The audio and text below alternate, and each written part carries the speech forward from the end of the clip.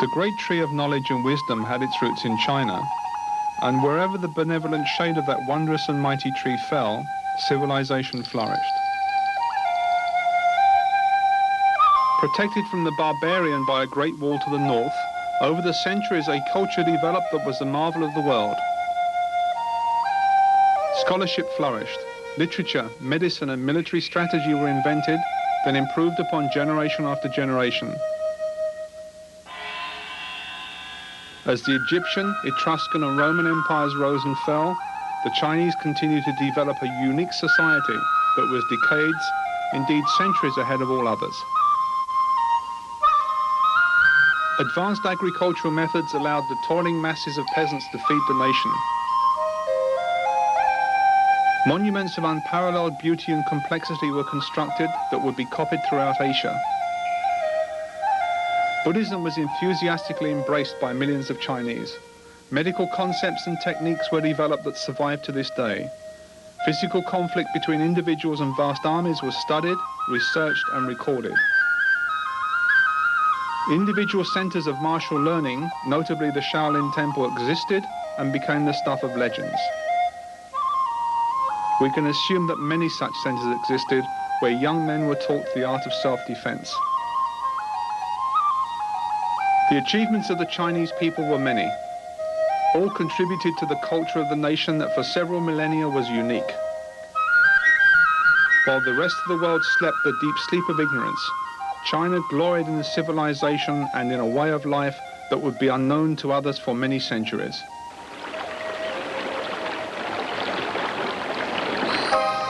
Then, after more than 5,000 years, burdened by the weight of its glory and exhausted by its many accomplishments, China began to die. Racked by civil commotion, foreign invasion, and an overly bureaucratic governmental structure, the great but now decadent kingdom began to falter. As China declined, Japan was being slowly opened to foreign trade after centuries of seclusion.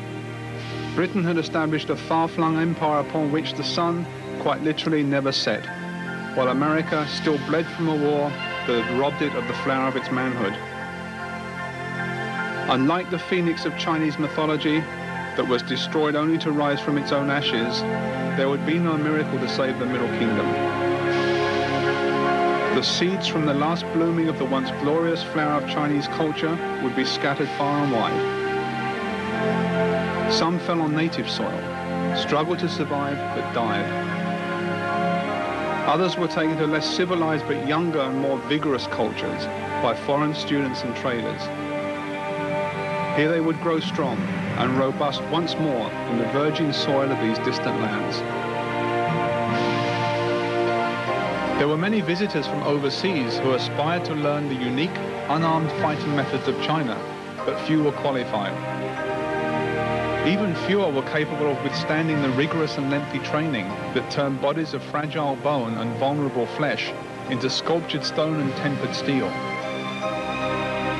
Yet there were visitors to China, like the Okinawan Kanro Higaonna, who willingly paid the heavy price of acquiring superhuman strength and physical invincibility. For 14 years he paid in hardship, pain and suffering the cost of the passage from defenseless youth to master of the martial arts.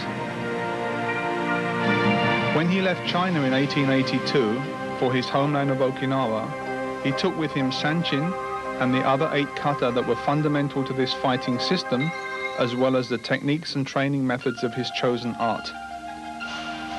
He would become a legend in his homeland and the pillar of the Nahate method of unarmed combat that took its name from the city of Naha in southern Okinawa. To the art of which he became the chief exponent, he would add to in his maturity, as would his most capable student, Goju Miyagi, in whose care this most aggressive and destructive fighting art was placed on the death of the master.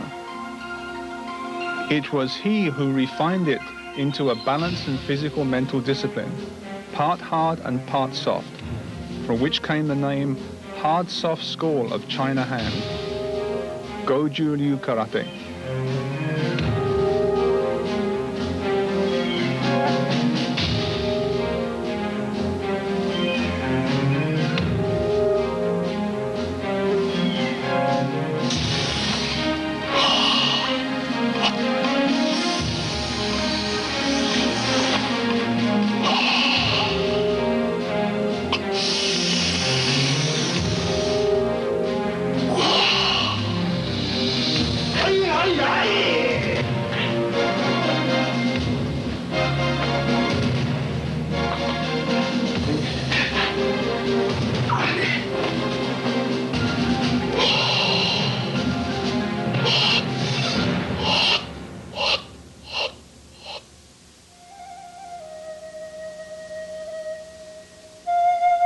The Okinawans who inherited the art of Kanryo Higaonna were a sturdy people, much used to hardship. For them, the severe training was a challenge more than an ordeal. Te, and later karate, as it became known, was for people used to fighting a harsh environment very invigorating and produced a hardiness of spirit and a physical resilience that assisted them greatly in their day-to-day work as farmers and fishermen. The Okinawans brought a native energy and sincerity to all they did, and as a result, karate prospered greatly. It flourished to such an extent that, barely a century later, the knowledge that was so secretly transmitted from a Chinese master to his Okinawan student became the intellectual property of the world. An art that has become the activity of choice for many millions of people of every nationality, race and creed, but one that remains to this day, in some respects, as secret and as shielded from the public gaze as it was centuries ago. Morihiro Higaonna is a member of karate's inner circle, one of the most qualified and respected teachers in the world. He is the heir to the legacy of Choju Miyagi by virtue of being the premier student of Miyagi's last and most favored disciple. Renowned for the quality of his technique, his immense knowledge and his awesome power, no one is better qualified to present what makes Goju karate unique and what makes its exponents feel in combat, sporting or otherwise.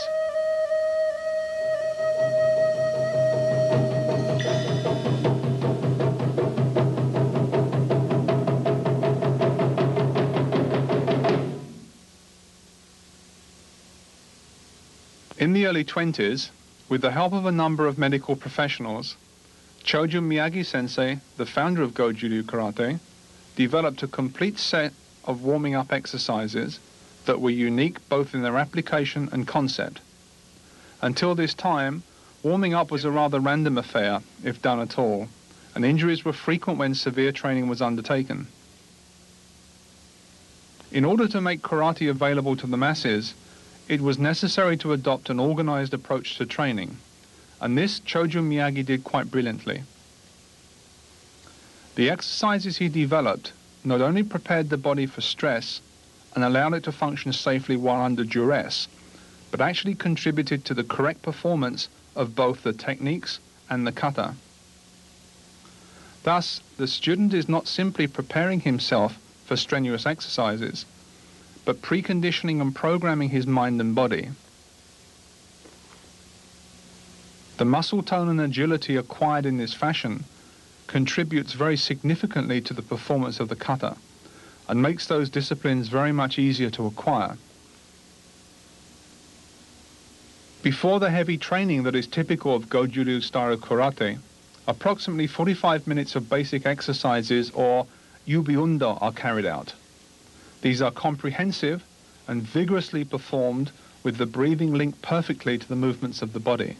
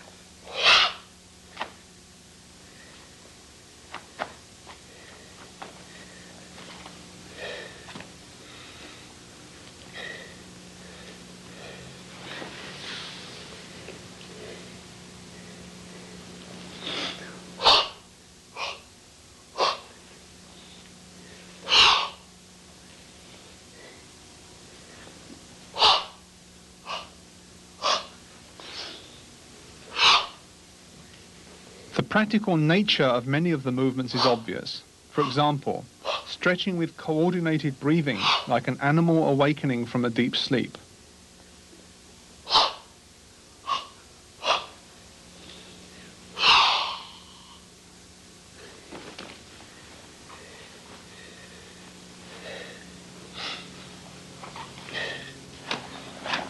Swinging the arms to strengthen them and make them into weapons.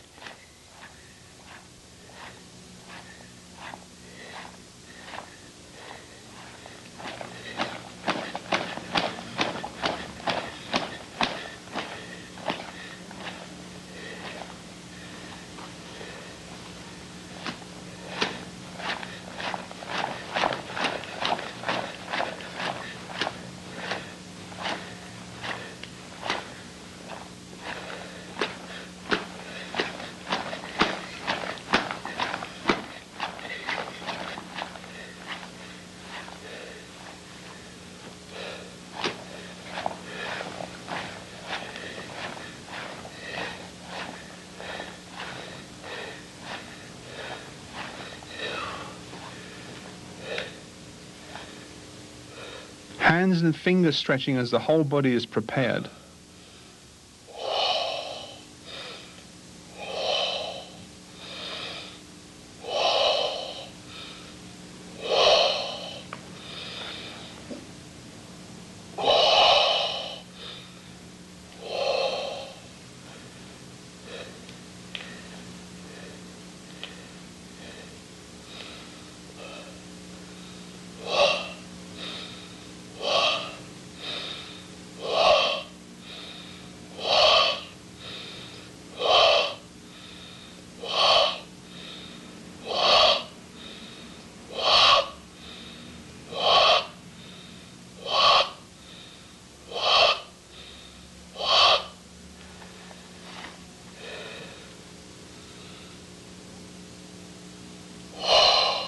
The shoulder is pushed down as the neck is stretched. An exercise in which the concentration required to perform it is almost as important as the exercise itself.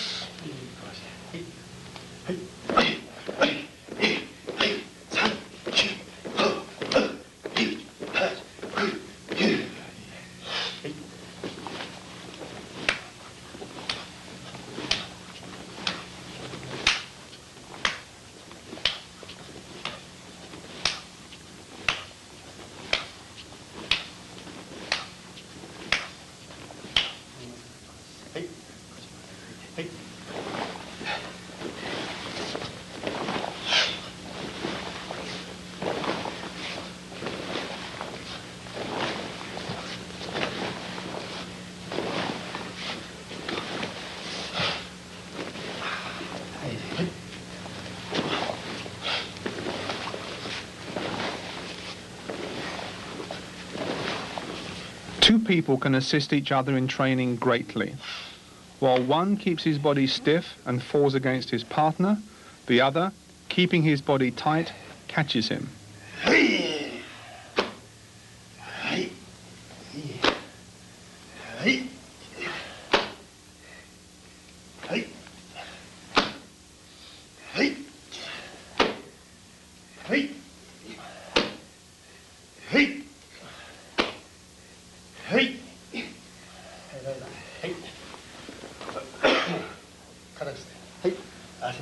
切り替わり。はい。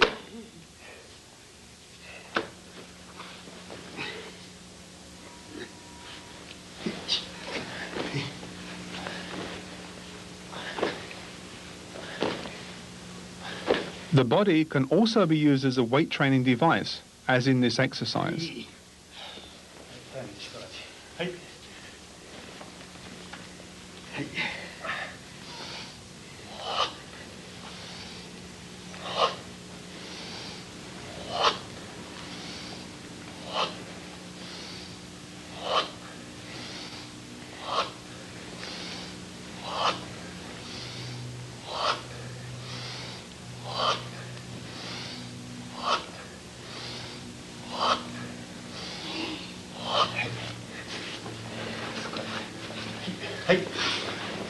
And the body strengthened by resistance training in this interesting and demanding combination.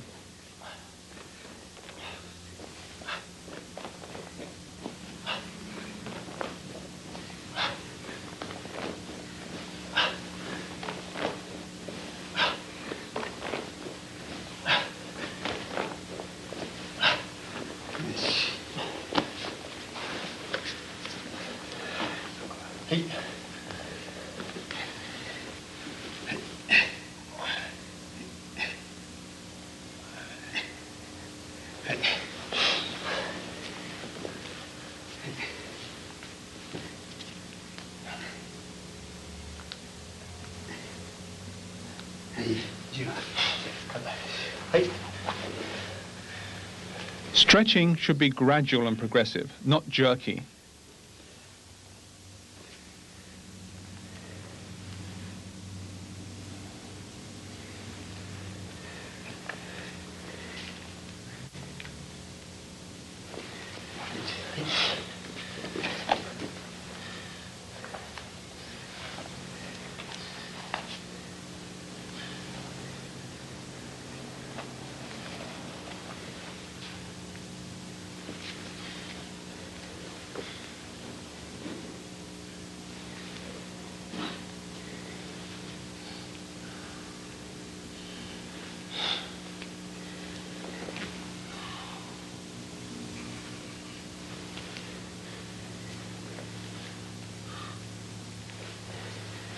Đây là hít. Không. Một chút sen. Hít.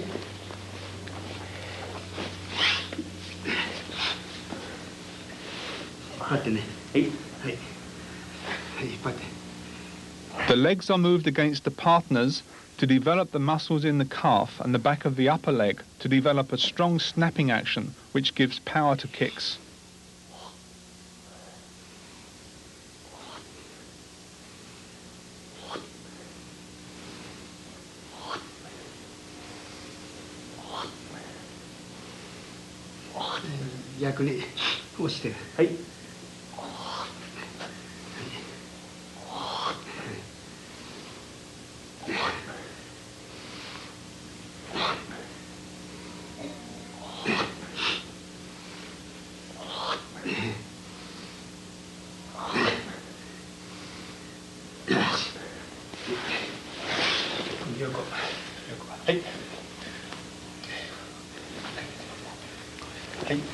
To safely stretch the side hip joint and leg, the body is stretched slowly and held for 20 to 30 seconds at the limit.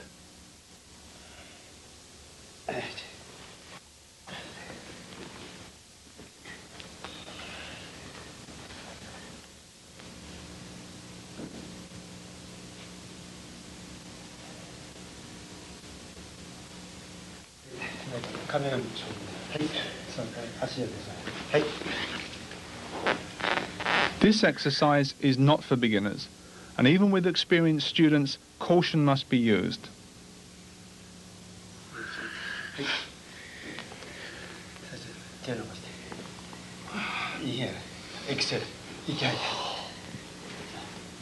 Stretch twice to the limit and hold for 20 to 30 seconds.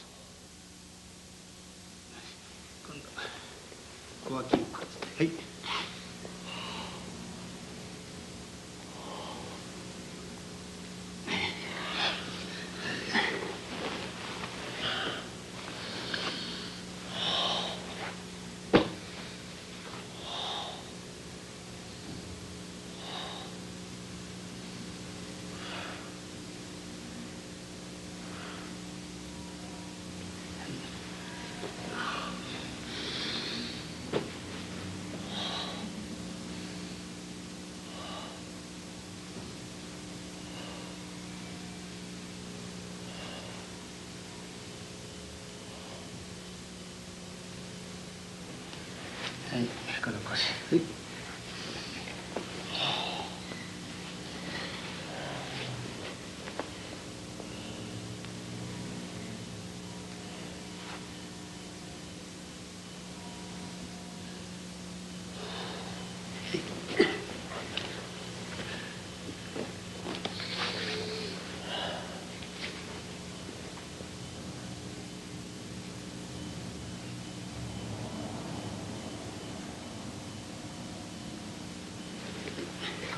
はい、少し。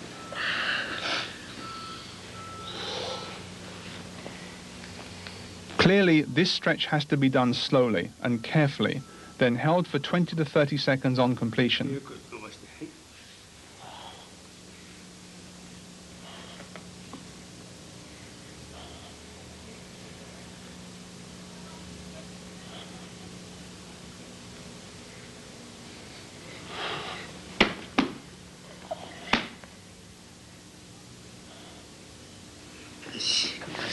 はい、伸ばしたし。はい。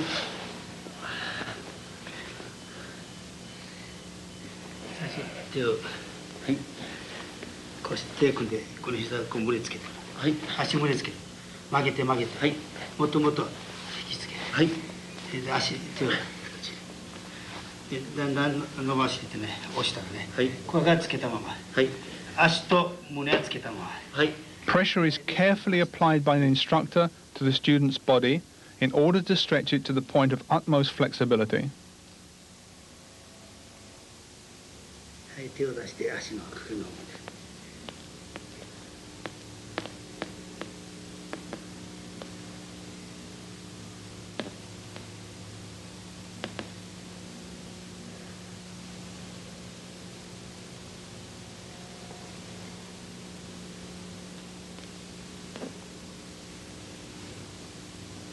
はい。足曲げて、はい、足の裏とかつけて、はい。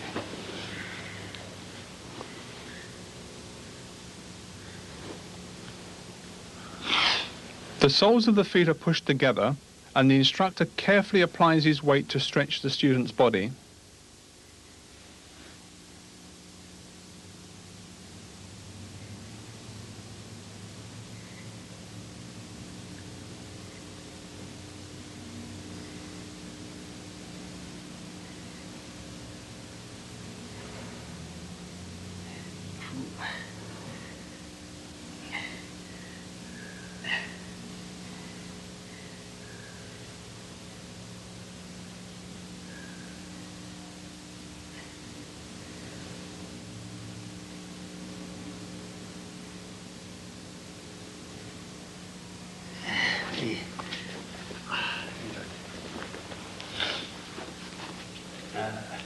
こうしたら、はい、3、8、はい、ゆっくりゆっくり使い1、はい。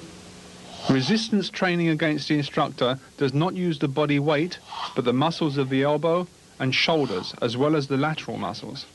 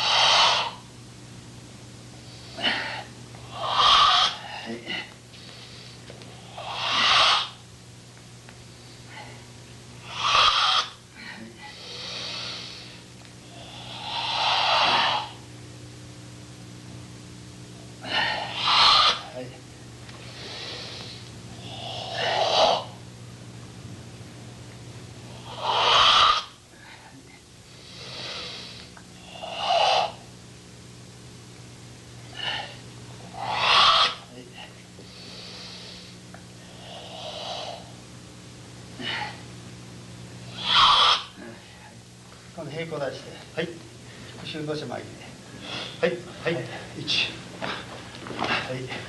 This is a snap kicking on exhalation eye development exercise.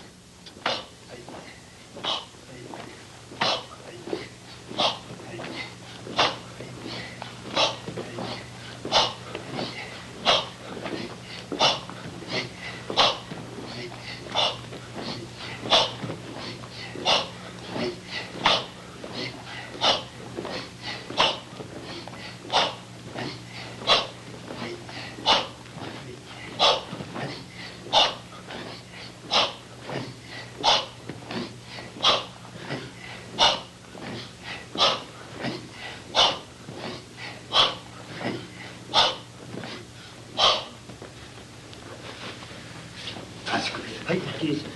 右つきから。はい、はい。Another example of very beneficial training with a partner.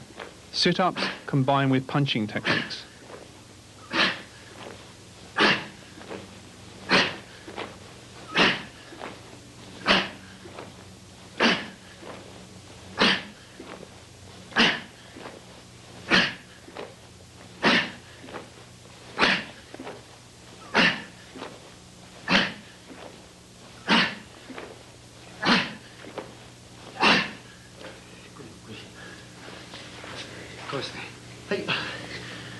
よくよくに。はい。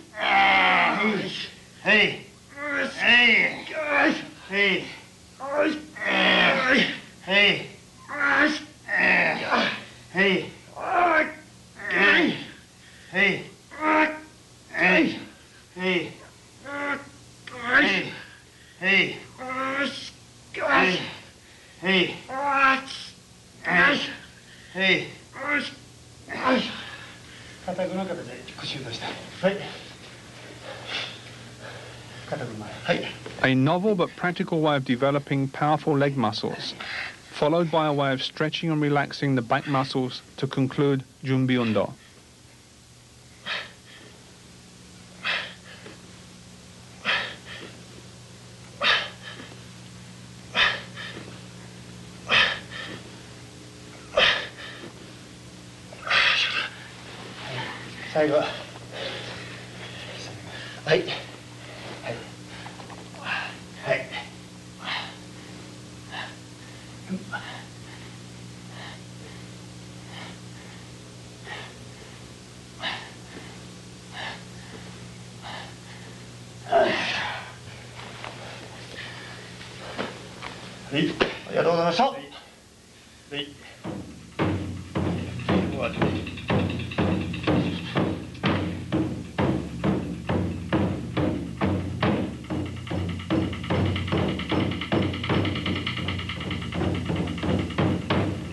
In the words of the founder of Goju Karate, supplementary exercises, Hojo Undo, are practiced with the aim of perfecting the kata. The purpose of these exercises is not only to develop strength and power in the body as a whole, but to develop each part of the body individually in order to develop complete body power. Undoubtedly, they are responsible in part for the immense strength of Goju Karate exponents, the explosive power they can unleash, and the hardness that they develop. Attributes that allow them with impunity to submit, if necessary, to the assault of an opponent in order to decimate him at close quarters with a flurry of powerful kicks and punches, or a punitive grasping technique followed by a throw and control hold. Many of the training methods and equipment that are unique to Goju Karate were brought back to Fukien Prefecture in southern China by Kanyo Higaonna. They are effective, safe, and useful for students of any style of karate, and rapidly build a strong body, powerful legs, and a phenomenally strong grip.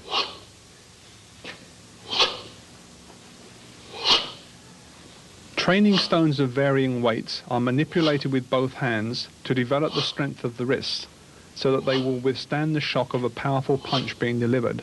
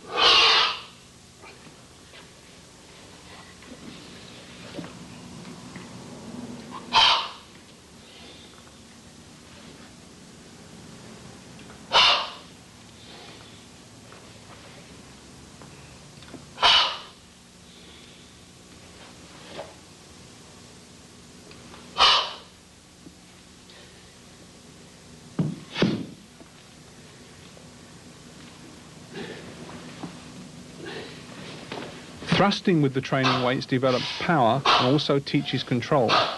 The heavy weight, so forcefully pushed forward, must also be brought to a controlled halt with the muscles acting upon it.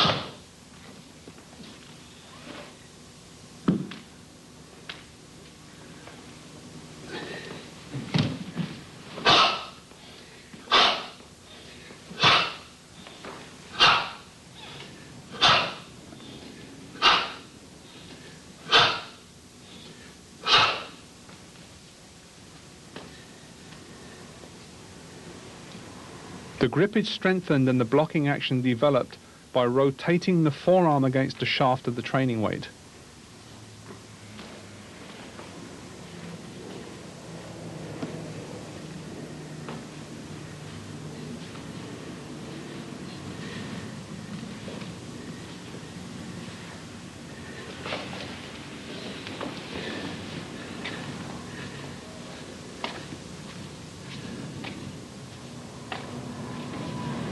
Repetitive raising and lowering actions with the training stone lead to formidable wrist and forearm development, as does shifting the weight of the training stone back and forth.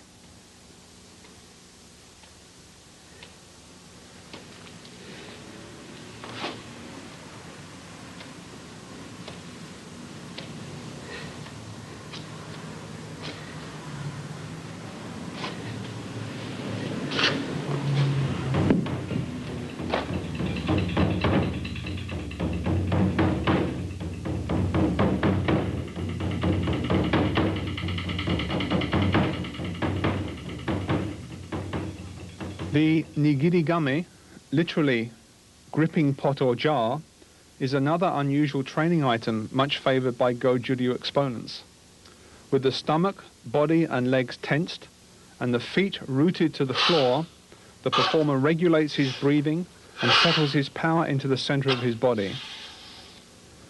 The heavy jars, which can be made heavier by the addition of sand or water, are gripped with the tips of the fingers, raised and gripped tightly as the karate exponent moves in the typical Goju stance.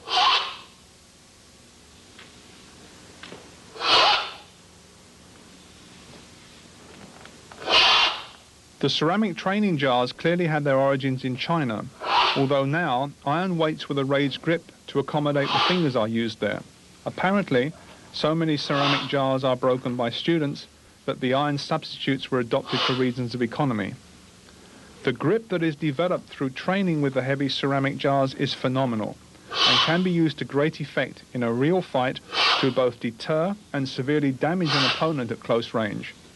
Attacks to the side, ribs, face and legs are both common and extremely effective.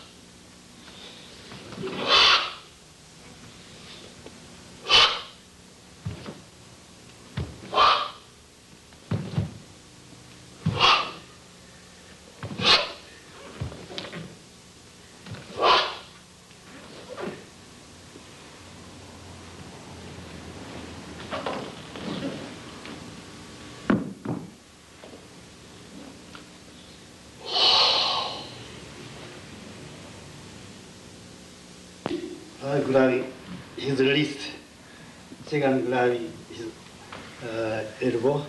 Chojo Miyagi-sensei was renowned for his ability to tear raw meat into strips with his bare fingers before placing it into the frying pan.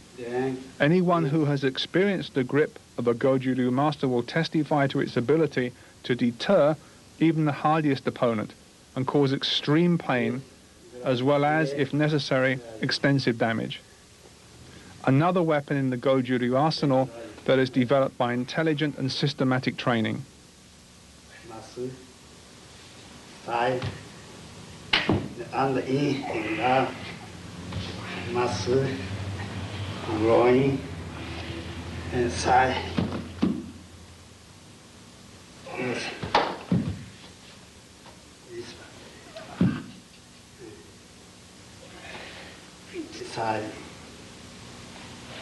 Then fingertips.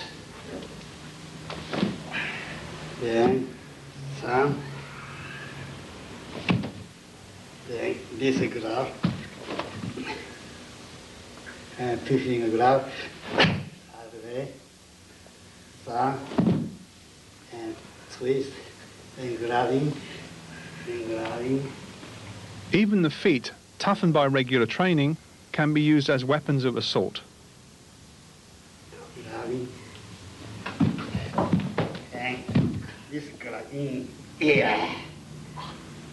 Okay.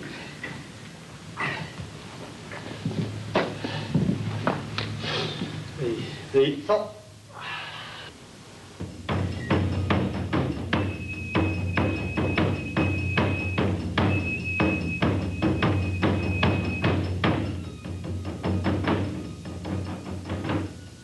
Goju Miyagi brought back this unique training implement from Hawaii when he returned from an extended period of teaching there. Weighing about 70 pounds, it is both heavy and awkward to manipulate, and therefore quickly develops both strength and control. Its uses are endless. It can be used like a medicine ball.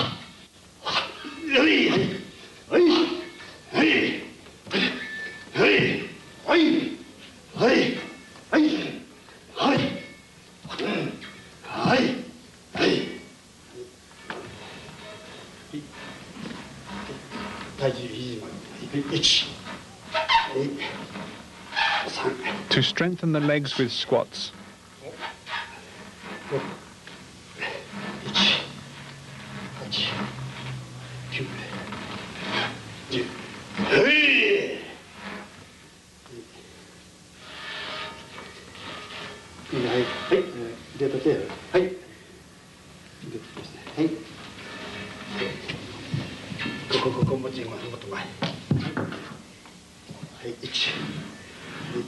To enhance the effect of push-ups.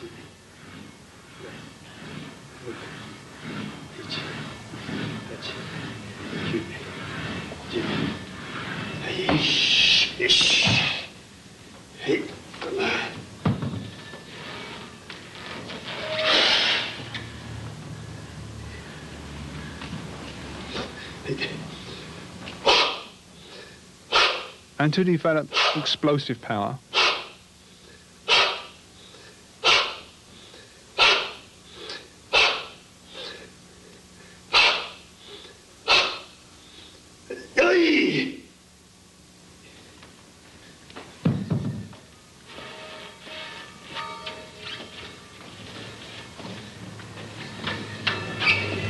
It is also used to develop the twisting power that is necessary for the successful completion of throwing techniques.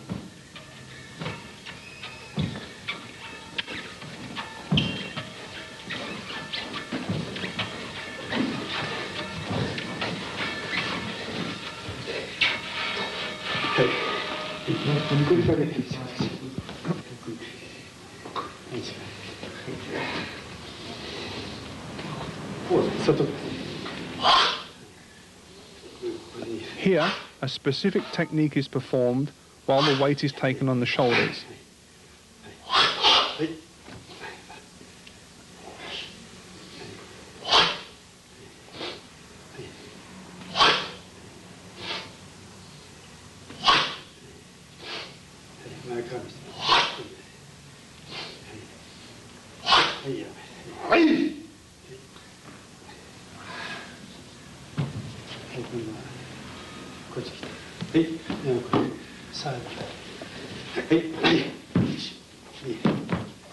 Reactions and strength can be improved by throwing and dodging the heavy training aid.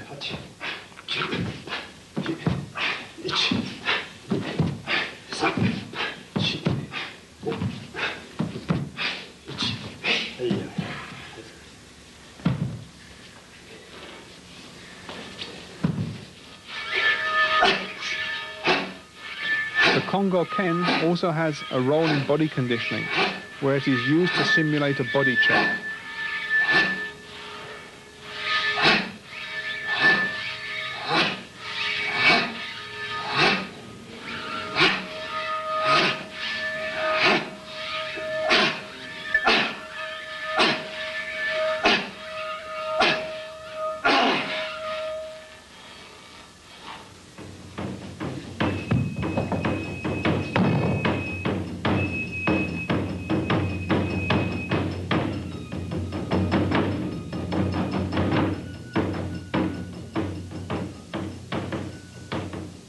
The ishi-sashi weights are used to develop strong shoulders, wrist, and therefore a strong grip.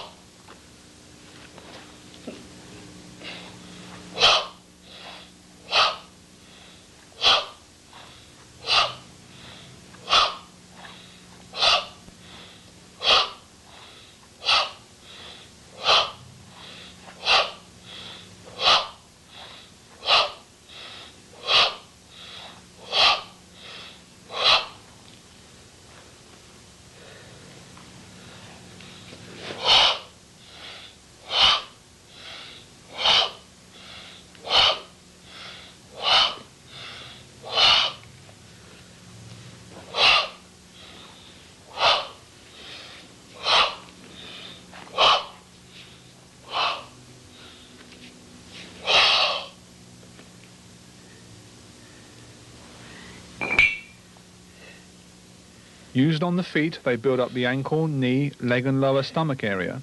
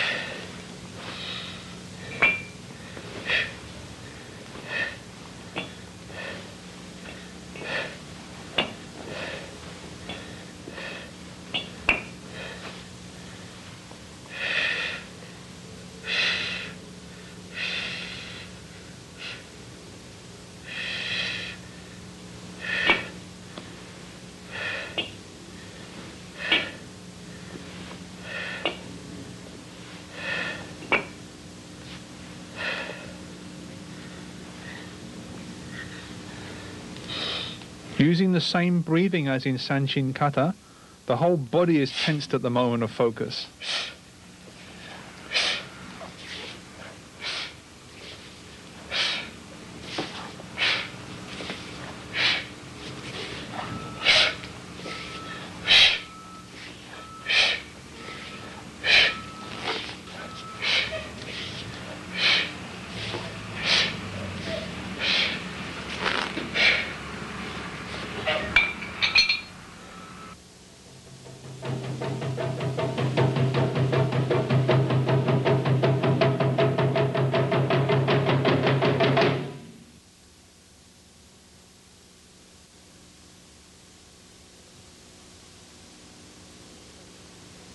Being a pragmatic form of self-defense, Goju Ryu Karate promotes body conditioning to allow students to experience the repeated shocks of an actual combat, while at the same time hardening their bodies and strengthening their minds. Ude Tanren conditioning makes the arms strong and forges them into effective weapons for blocking and striking. The key to successful training is regular and serious practice. By this means, both the whole person is developed and the level of both mental and physical health and strength achieved that is the envy of many contemporary professional athletes.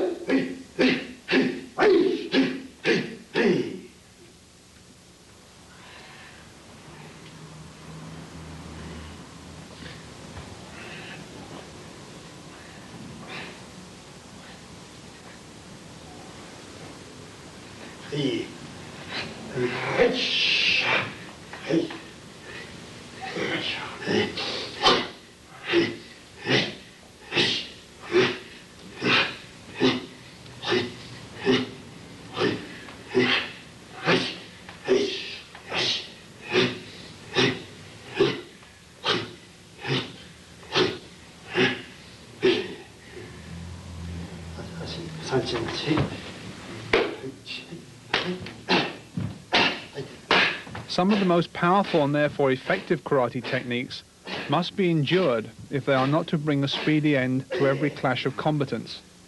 Resistance to the shock and pain are built up systematically by exercises such as these.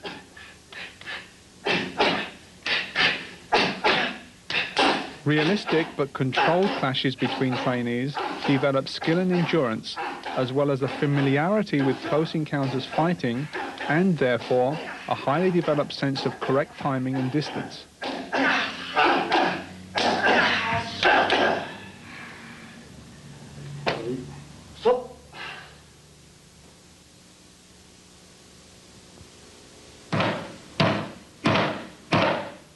Conditioning is important, as it makes parts of the body into strong weapons to be used against an opponent when fighting in earnest.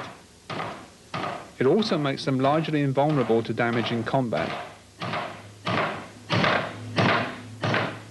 Advanced practitioners spend many hours strengthening and hardening each striking area of their body.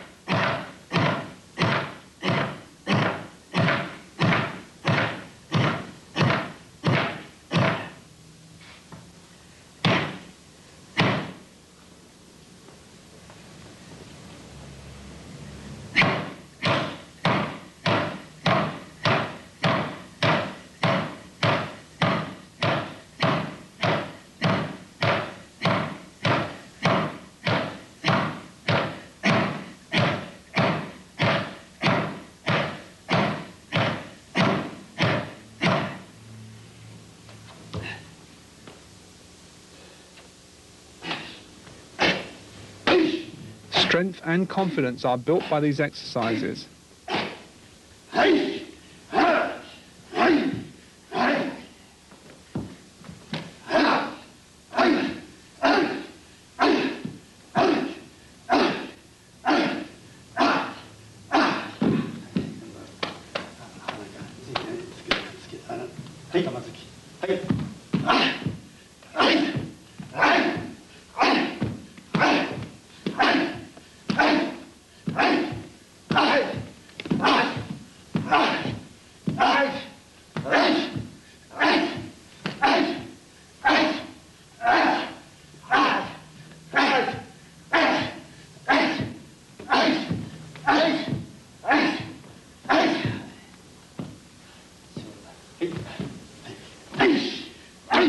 The more realistic the clash, the less unsettling the shock of actual combat.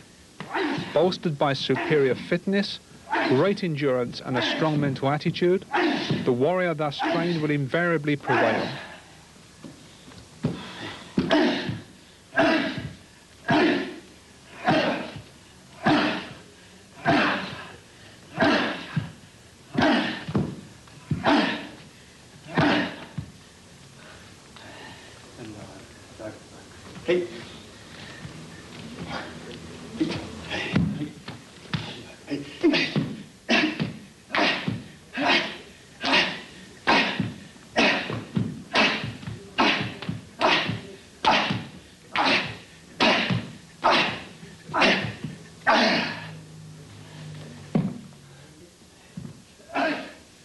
A fundamental precept of Goju karate is that in an encounter, it is probable that one will be hit by an opponent before that encounter is over.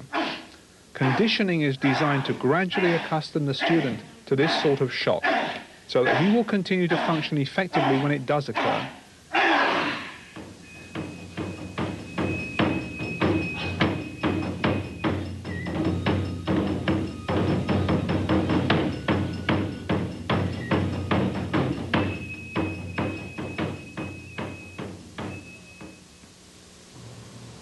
Striking the makiwara to condition the hands and feet and strengthen the body is unique to the practice of karate and is taken very seriously by high-level exponents.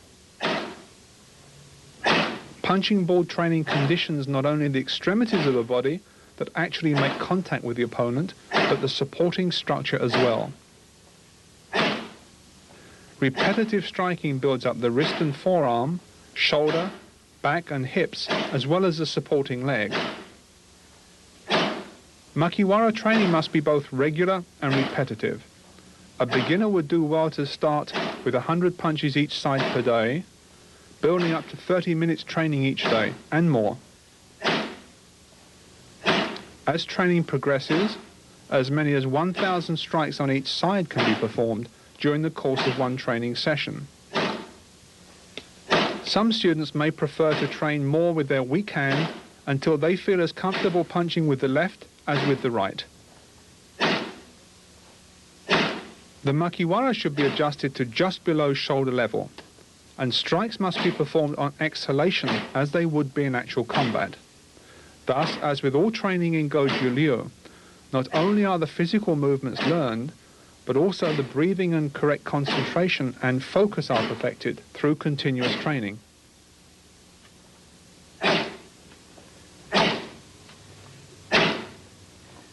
The importance of makiwara training cannot be overemphasized. All three of the fathers of modern karate believed in its use and trained regularly.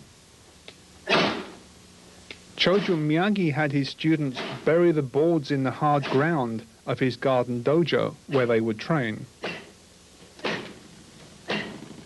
Kenwa Mabuni, the founder of Shitoryu Karate, would punch the training board for hours in the pouring rain, while his devoted wife held an umbrella over him. Funakoshi Gichin, the inspiration of the modern Shotokan form of karate, used the makiwara as an adjunct to his own training.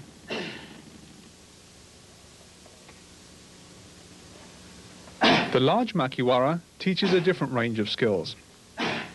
The body and hands are strengthened, and an ideal target provided for backhand and open hand striking techniques. Power is concentrated in the first two knuckles of the fist, which may be gyrated at the moment of impact to create the greatest force. Many old karate teachers believed that striking with the third and fourth knuckles was dangerous, as Chinese medicine documents a link between this area and the heart.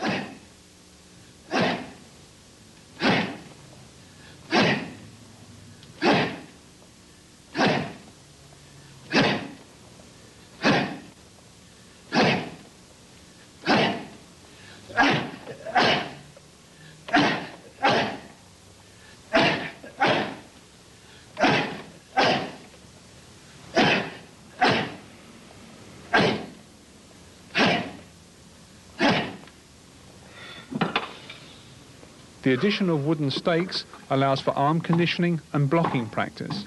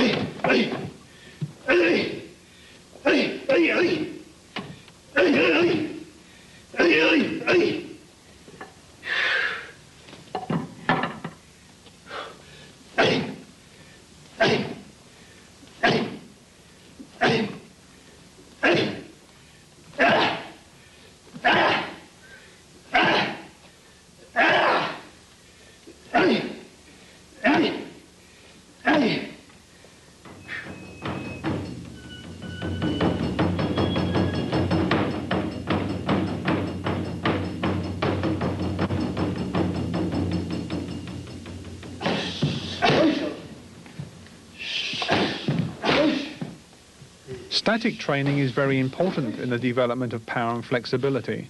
However, when a certain level of proficiency is reached, speed, focus, stamina, and the ability to combine techniques smoothly and effectively becomes of premier importance.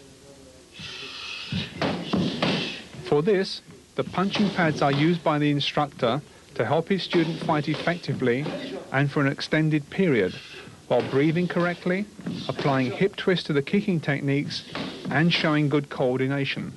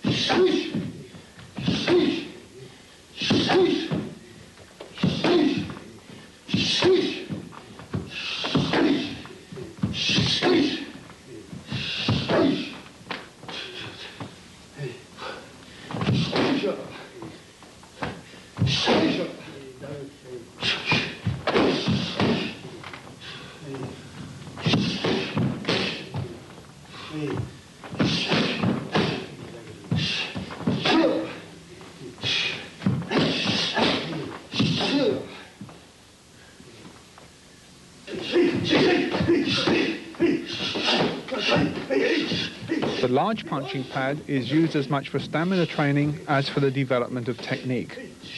The student is encouraged to attack vigorously, using full power and as many combinations as he can manage until only spirit and determination drive him on.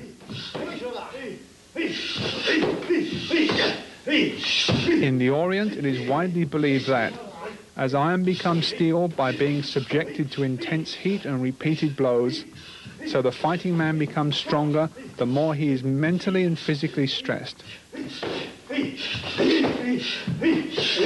This process of spirit forging is an underlying principle of karate training in traditional schools and is supremely important.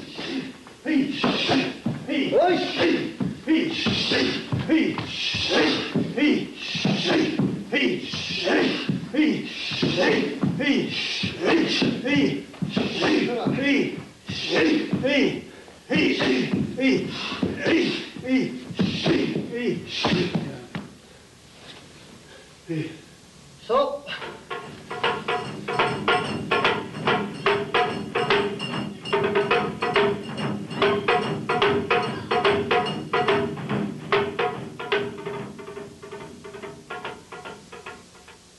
When Kanyo Higaonna returned from southern China, he brought with him much of what we know as the Goju system of karate today. Indeed, were he to see what we have presented here, there is little doubt that he would recognize it immediately and, hopefully, approve. Such was the respect his students and others that followed him had for his achievements. They changed very little of what he taught. However, while the kata sanchin still fulfills its original function of power development and body strengthening, it varies slightly from the original version in that the hands are now made into fists instead of open in the knife hand position as was originally practiced in China. This kata is the bedrock of the Goju system. It develops both the physical and mental faculties of the student, as well as the ability to concentrate effort intensely to a point where, even in the heat of conflict, he is unwavering. The body is held tight and the breathing is carefully regulated, so it is impossible for an opponent to ascertain the exact moment of exhalation and therefore of weakness. The strength and stability of the student is tested by strikes to the key parts of the body where concentration must, by necessity, be the greatest.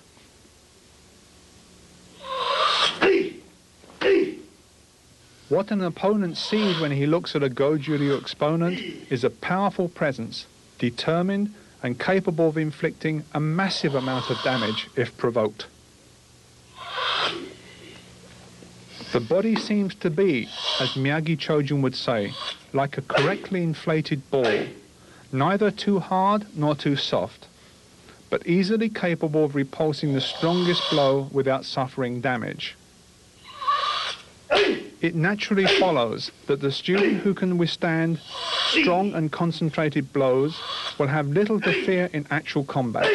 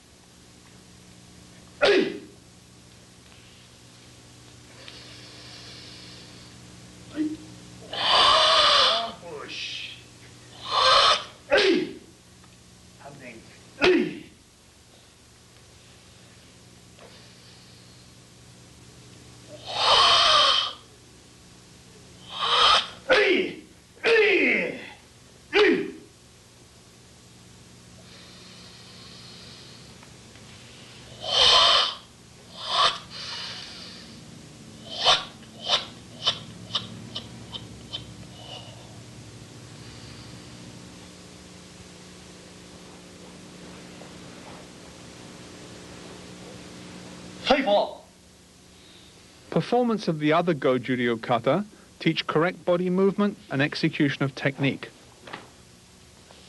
They must be performed correctly and with power, while the performer imagines himself in actual combat.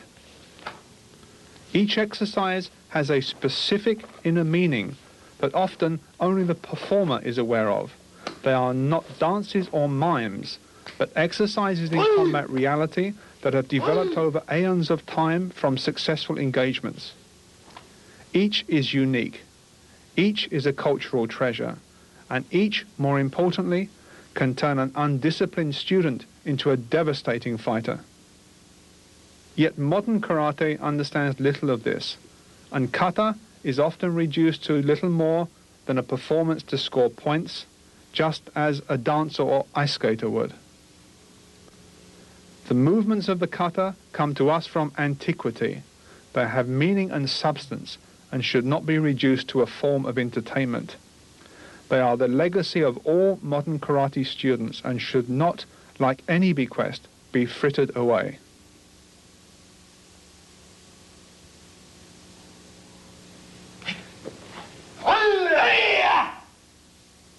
The conversion of kata from training for combat to a performance art, as in modern karate, has led to a lack of understanding of both the obvious and secret meanings of many of the movements. Generally referred to as bunkai or applications, these are the most essential elements that have been lost to all but the most traditional styles of karate.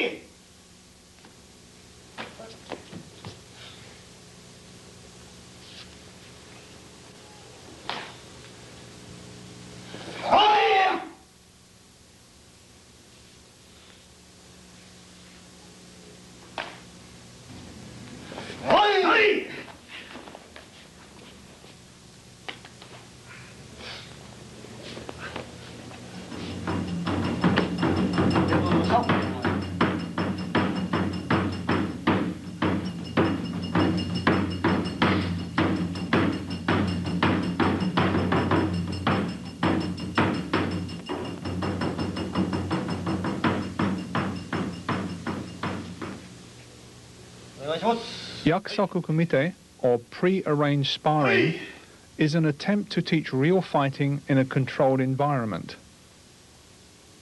Care must be exercised, but this practice is useful for distance and timing training. It also accustoms a student to be in the close proximity of an opponent.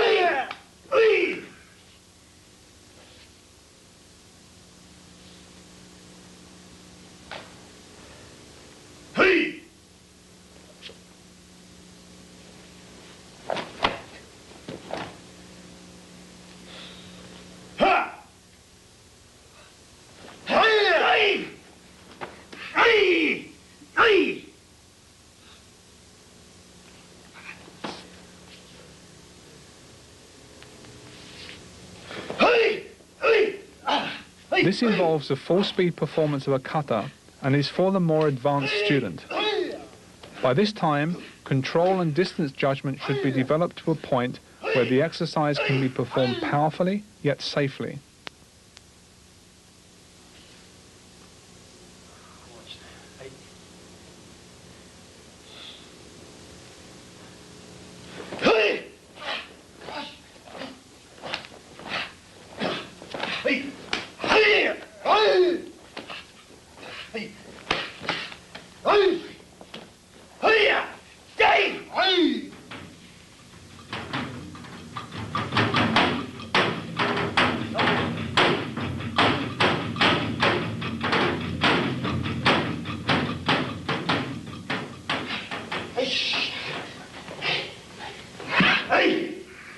Goju karate does not rely entirely upon punching and kicking methods, but retains effective throwing techniques. These allow the karate student to operate at close quarters. When necessary, an opponent can be seized and held immobile, or thrown down, and the engagement finished with a powerful blow.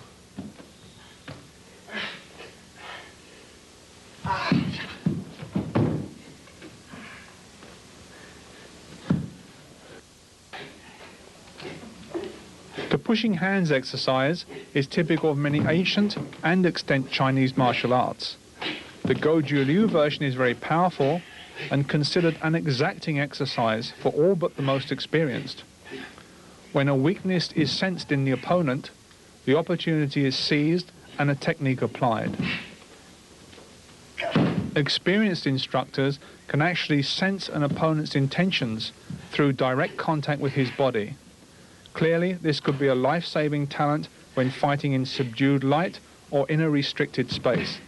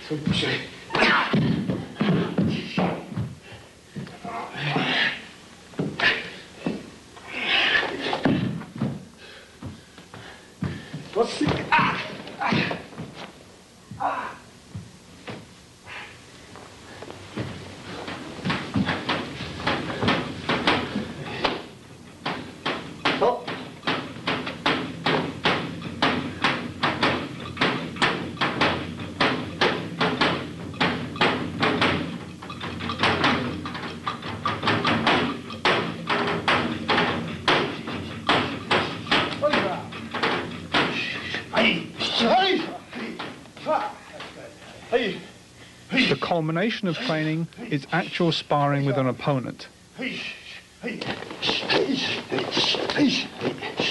Preliminary and fundamental exercises, conditioning, makiwara training and kata all lead the student along the path that culminates in an engagement with an opponent. The student's ability is tested to the limit. If his stamina fails him, the hours of training will be wasted. If his techniques are performed badly, his reserves of energy will be easily squandered. All weapons in the karate armory must be honed to the point of perfection before a contest in which one will win and one will lose should be considered.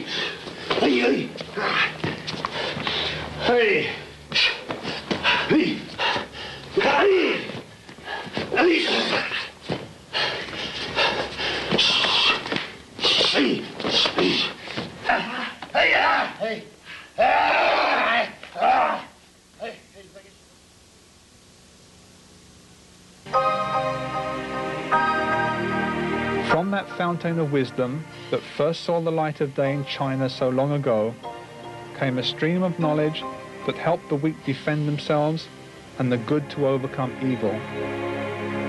Through the work of pioneers like Kanyo Higaonna, it spread to Okinawa where, becoming a river with 3 tributaries, characterized by Choju Miyagi, Kenwa Mabuni, and Funakoshi Gichin, it crossed to Japan.